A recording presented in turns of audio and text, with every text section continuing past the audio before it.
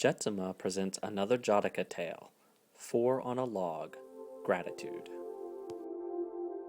Once upon a time, King Brahmadatta of Benares had a son. He grew up to be a mean and cruel he-man, the type that's always trying to prove he's tougher than everyone else.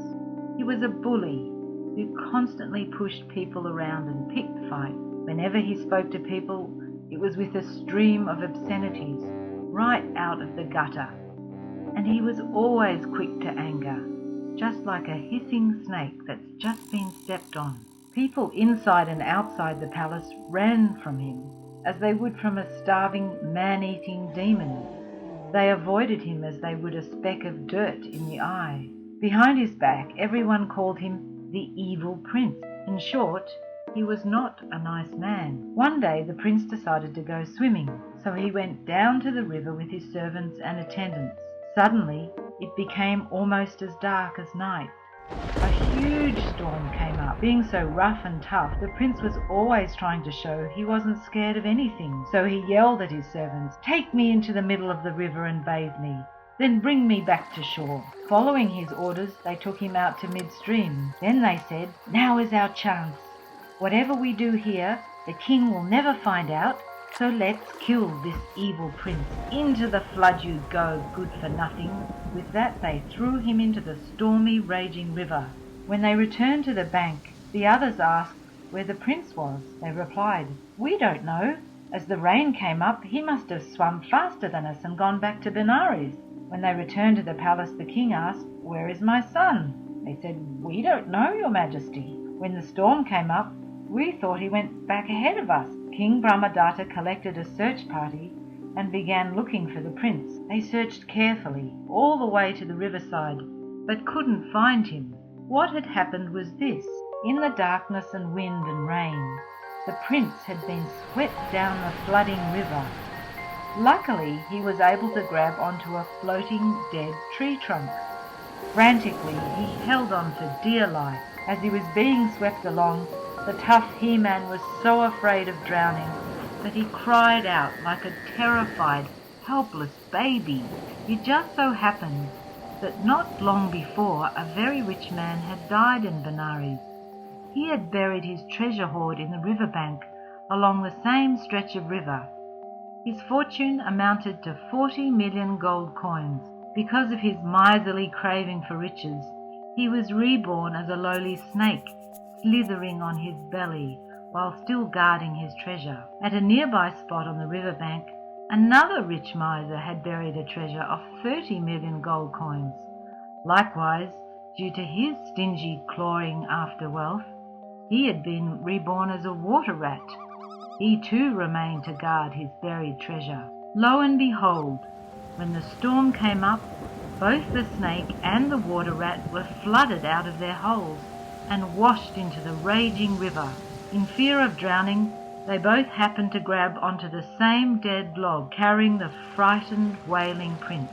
The snake climbed up on one end and the water rat on the other. There also happened to be a tall cotton tree growing nearby. There was a young parrot roosting in it. When the storm-flooded river rose up, the cotton tree's roots were washed away and it fell into the water. When he tried to fly away, the wind and rain swept the little parrot onto the same dead log with the snake, the water rat, and the evil prince. Now there were 4 on the log, floating towards a bend in the river. Nearby, a holy man was living humbly in a little hut. He just happened to be the Bodhisattva, the enlightened being. He had been born into a rich high family in Kasi, where he had grown up. He had given up all his wealth and position and come to live by himself next to the river. It was the middle of the night when the holy man heard the cries of panic coming from the evil prince. He thought, "That sounds like a frightened human being. My loving kindness will not let me ignore him. I must save him." He ran down to the river and shouted, "Don't be afraid, I will save you." Then he jumped into the rushing torrent, grabbed the log, and used his great strength to pull it to shore. He helped the prince step safely onto the riverbank. Noticing the snake, water rat and parrot, he took them and the man to his cozy little hut. He started up his cooking fire.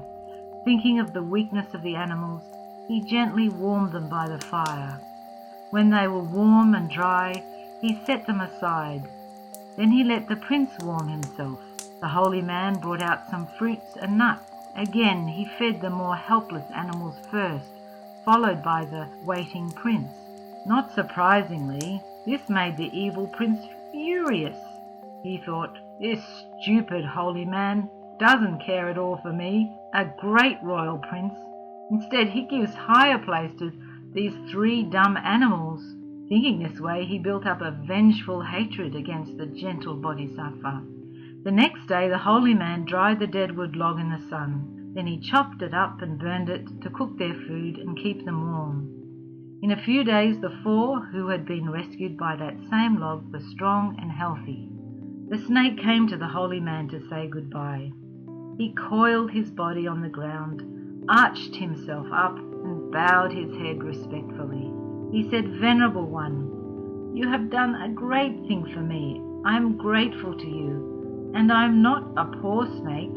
In a certain place I have buried a treasure of 40 million gold coins, and I will gladly give it to you, for all life is priceless. Whenever you are in need of money, just come down to the riverbank and call out, 'Snake, snake.'" The water rat too came to the holy man to say goodbye. He stood up on his hind legs and bowed his head respectfully too. He said, "Venerable one, you have done a great thing for me. I am grateful to you, and I am not a poor water rat. In a certain place I have a buried treasure of 30 million gold coins, and I will gladly give it to you, for all life is priceless. Whenever you are in need of money, just come down to the riverbank and call out, 'Rat, rat.'" Such grateful generosity from a snake and a water rat, a far cry from their previous stingy human lives. Then came the parrot to say his goodbye to the holy man. He bowed his head respectfully and said, "Venerable one, you have done a great thing for me. I am grateful to you, but I possess no silver or gold. However, I'm not a poor parrot, for if you ever are in need of the finest rice, just come down to the riverbank and call out, 'Parrot, parrot.' Then I will gather together all my relatives from all the forests of the Himalayas, and we will bring you many cartloads of the most precious scented red rice, for all life is priceless." Finally, the evil prince came to the holy man. Because his mind was filled with the poison of vengeance, he thought only about killing him if he ever saw him again. However, what he said was, "Venerable one, when I become king, please come to me, and I will provide you with the 4 necessities." He returned to Benares and soon became the new king. In a while, the holy man decided to see if the gratitude of these 4 was for real. First he went down to the riverbank and called out, "Snake, snake." At the sound of the first word, the snake came out of his home under the ground. He bowed respectfully and said, "Holy one, under this very spot are buried 40 million gold coins. Dig them up and take them with you." "Very well," said the holy man. "When I am in need, I will come again." Taking leave of the snake, he walked along the riverbank and called out, "Rat, rat." The water rat appeared, and all went just as it had with the snake. Next he called out, "Parrot, parrot." The parrot flew down from his treetop home, bowed respectfully and said, "Holy one, do you need red rice? I will summon my relatives and we will bring you the best rice in all the Himalayas." The holy man replied, "Very well, when I am in need I will come again." Finally he set out to see the king. He walked to the royal pleasure garden and slept there overnight. In the morning, in a very humble and dignified manner, he went to collect alms food in the city of Benares. On that same morning, the ungrateful king, seated on a magnificently adorned royal elephant, was leading a vast procession around the city. When he saw the enlightened being coming from a distance, He thought, "Aha! This lazy, homeless bum is coming to sponge off me. Before he can brag to everyone how much he did for me, I must have him beheaded." Then he said to his servants, "This worthless beggar must be coming to ask for something. Don't let the good-for-nothing get near me. Arrest him immediately.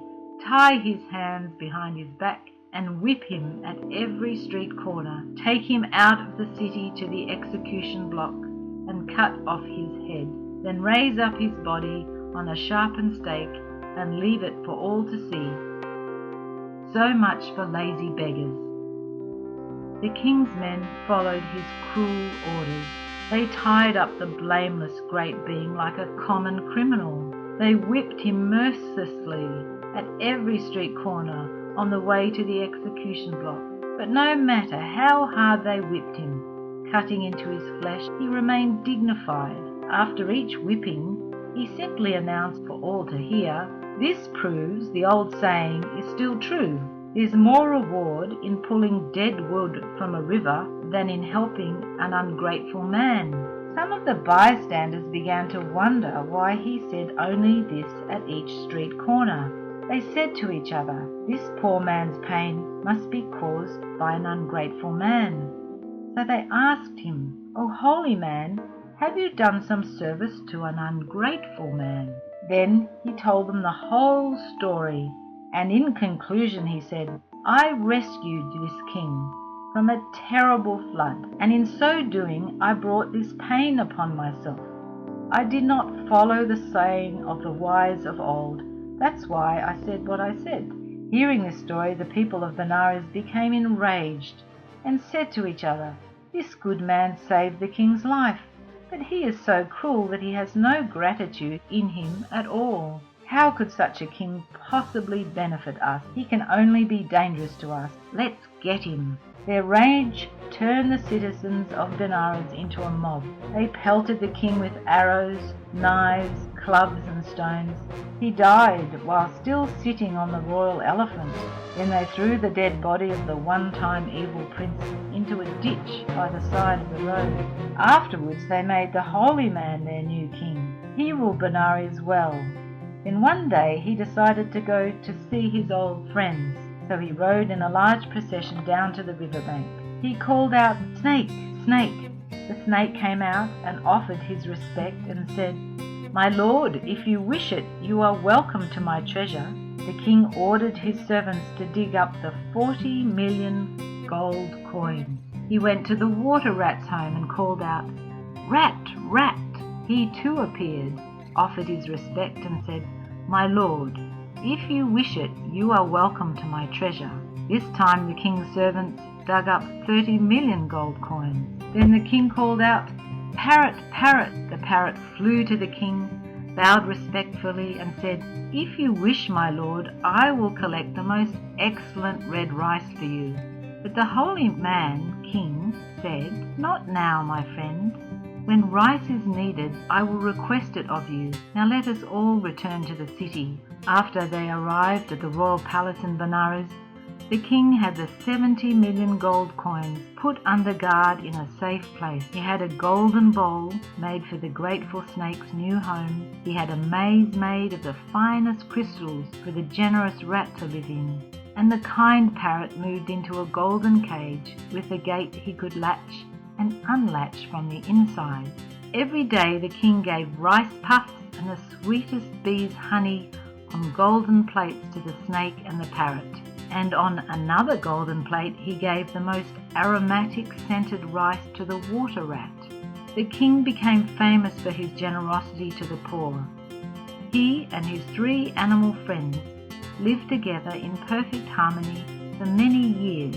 When they died, they were all reborn as they deserved. The moral is, gratitude is a reward which is itself rewarded.